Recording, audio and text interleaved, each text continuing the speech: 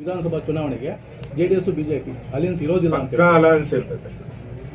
ಪಕ್ಕಾ ಅಲಯನ್ಸ್ ಇರ್ತದೆ. ಈಗಾಗಲೇ ಪಾರ್ಲಿಮೆಂಟ್ ಅಲ್ಲಿ ಒಟ್ಟಿಗೆ ಸ್ಪರ್ಧೆ ಮಾಡಿದಿರಿ, ಅತಿ ಹೆಚ್ಚು ಸೀಟುಗಳನ್ನು ಗೆದ್ದಿದ್ರಿ. ಮುಂದೇನು ವಿಧಾನಸಭೆಯಲ್ಲೂ ಕೂಡ ನಮ್ಮ ರಾಷ್ಟ್ರೀಯ ನಾಯಕರು ಅಲಯನ್ಸ್ ಇದೆ ಅಂತ ಹೇಳಿದ್ದಾರೆ.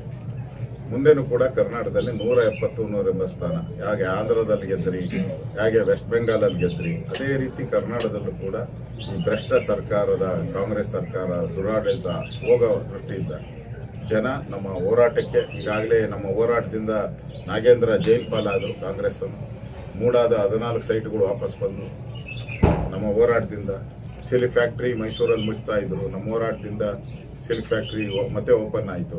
ಇದು ಹೋರಾಟ, ಬಿಜೆಪಿ ಹೋರಾಟದಿಂದ ನಾವು ಕರ್ನಾಟಕದಲ್ಲಿ 2028ಕ್ಕೆ ಅಧಿಕಾರಕ್ಕೆ ಬರ್ತೇವೆ. ಕೇವಲ ಪಾರ್ಲಿಮೆಂಟ್ಗೆ ಅಷ್ಟೇ, ಯಾವುದೇ ಬೇರೆ ಸ್ಥಳೀಯ ಚುನಾವಣೆಯಲ್ಲಿ ಬಿಜೆಪಿ ಜೆಡಿಎಸ್ ಒಂದಾಗಲ್ಲ ಅಂತೇಳಿ ಸ್ಥಳೀಯರ ಇಲ್ಲ ಅದನ್ನು ಹೇಳುವಂಥದ್ದು ಕುಮಾರಸ್ವಾಮಿ ಅವರು ಹೇಳಬೇಕು.